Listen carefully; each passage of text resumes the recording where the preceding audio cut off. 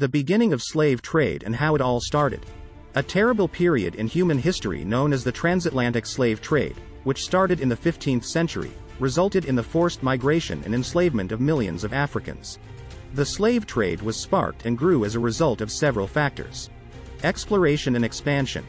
During the Age of Exploration in the 15th century, European nations looked for fresh paths for trade with Asia.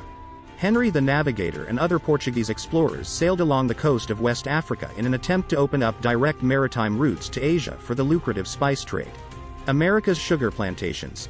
With the arrival of European powers, especially the Portuguese and then the Spanish, there was an increasing need for laborers to work on the plantations. Africans were enslaved because there was a need for a big, inexpensive workforce, and sugar farming in particular became a key economic motivator. Triangle trade. A triangle trade route was used for the transatlantic slave trade.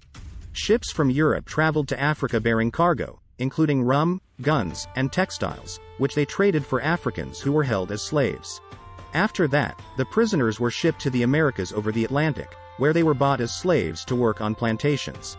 The triangle was completed when the ships brought the goods from the Americas back to Europe. Demand for labor. There was a continuing need for more labor due to the difficult working conditions and high plantation death rates.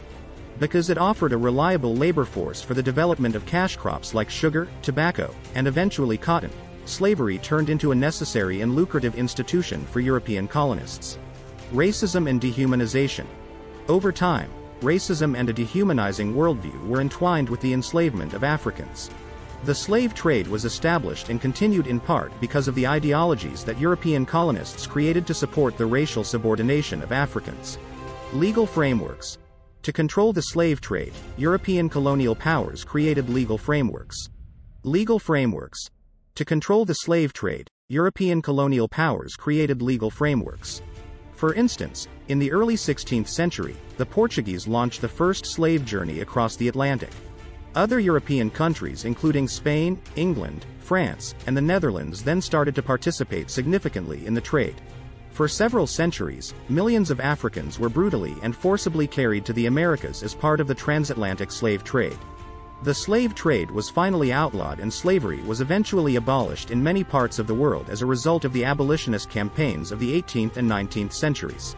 The fallout from this horrific chapter in history continues to influence conversations about human rights, injustice, and racism throughout the world. Thanks for watching. Please like, share and subscribe for more video like this.